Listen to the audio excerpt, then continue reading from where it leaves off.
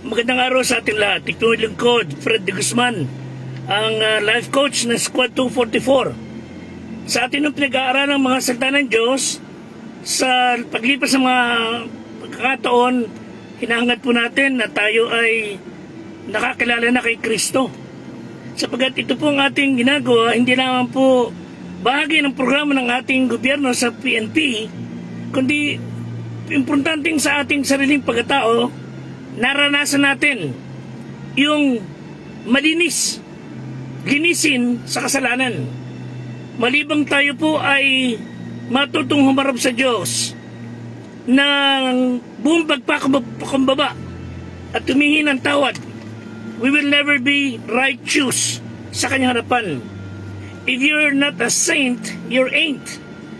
So hindi po religion o anuman, ang salita po ng Diyos ay nagsasabing sino mang pong tao, I mean all of us sa buong mundo, will be declared righteous, not by religion, not by baptism, not by penance, sacrifices.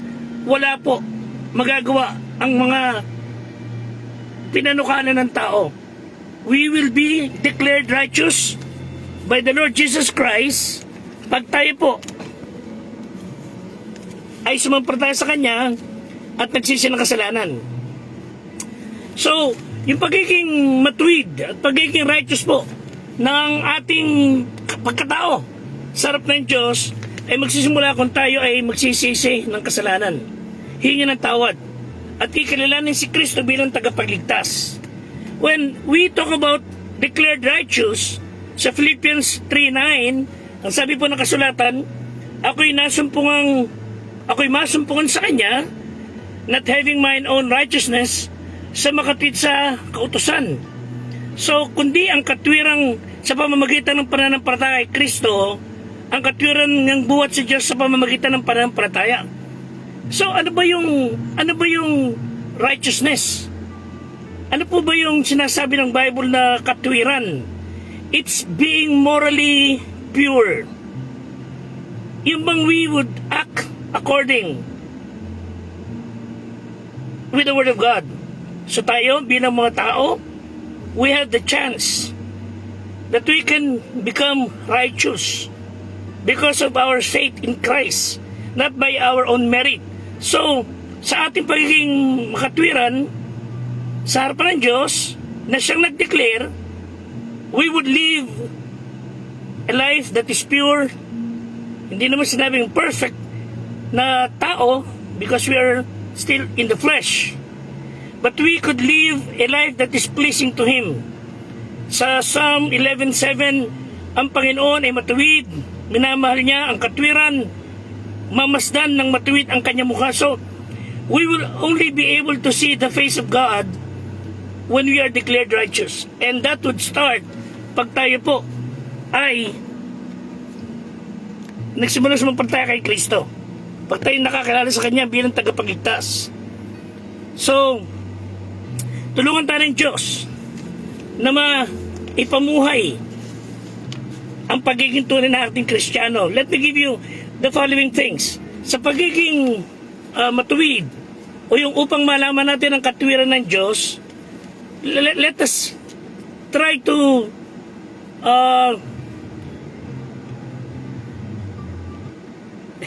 know the righteousness that God rejects. Kasi po meron pong pinanukala ang tao. May sariling katwiran. May sariling ipinapangalandakan ng tao na katwiran niya. So when a person tries to be righteous by keeping the law or keeping the Ten Commandments, by being religious, that is the righteousness that God rejects. You know why? Because God is holy and man is sinful at his best. The best that we can is not enough. So tayo po ay kailangan na magpasakop sa katwiran ng Diyos. So the righteousness that God rejects is the man-made doctrine batay sa relihiyon, hindi po batay sa sinasabi ng kasulatan.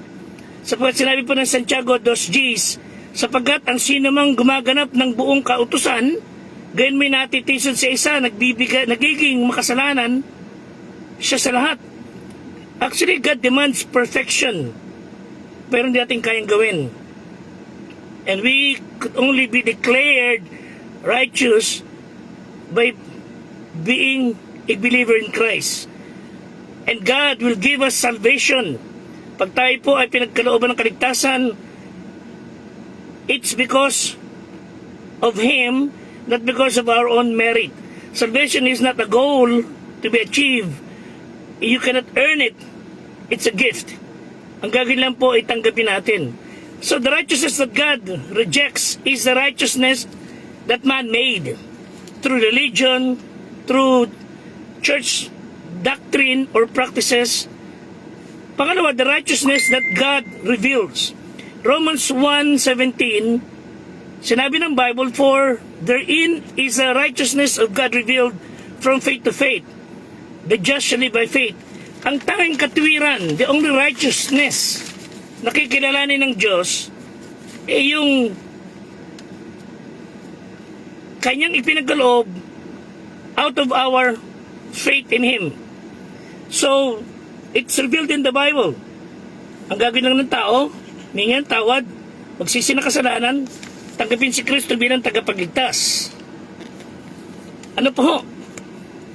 The righteousness that God requires.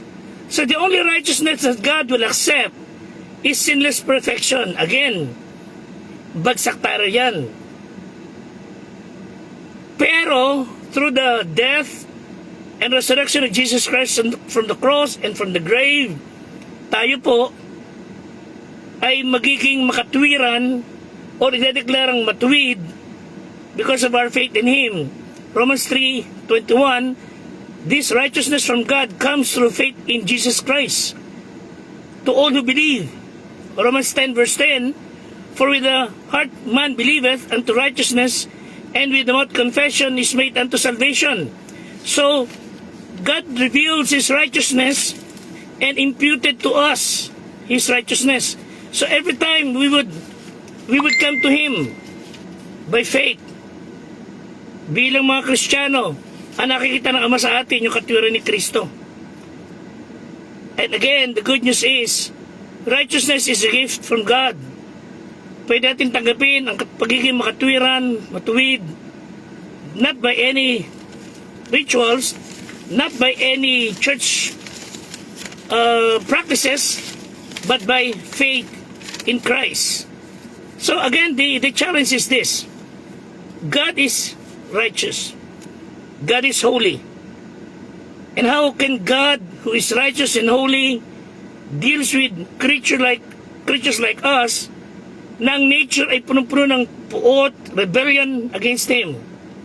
That's why He loved us. His love drove Him to step out of His throne at magkatawan tao, nagdusa sa Kalbaryo.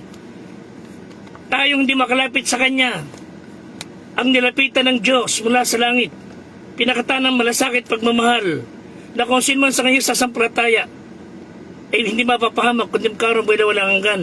So if we will be able to trust Him, not through our own merit or whatever, God in His righteousness, in His mercy, nakita niya tayo ay karapat patawarin, He will forgive us. Romans 1:18, sapagkat ang puot ng Diyos ay mahayag mula sa langit laban sa lahat ng kasamaan, kalikuan ng mga tao na mga sumasawata sa katotohanan. So, if man would persist of doing his own will, doing his own thing, the wrath of God is against such people, against sin. But God commanded His love toward us, in that while we were yet sinners, si Kristo namatay para sa atin. Gagawin lang natin kikilalanin yung ginawa niya sa Kalbaryo, tatagpay sa bilang tagapagligtas. And then, Romans 5:1, therefore being justified by faith, we have peace with God through our Lord Jesus Christ. So, this is the free favor of God through the redemption that was made by Christ at the cross of Calvary. Yung katwiran ng Diyos was revealed and it was imputed to us kung tayo ay hihingi ng tawad. And then we will be able to have peace with God through our Lord Jesus Christ. So, then and only then, this nation and the world will become a better place to live. Dahil ang mga tao po ay tunay na may pagkakalala kay Kristo, hindi sa nguso, sa puso.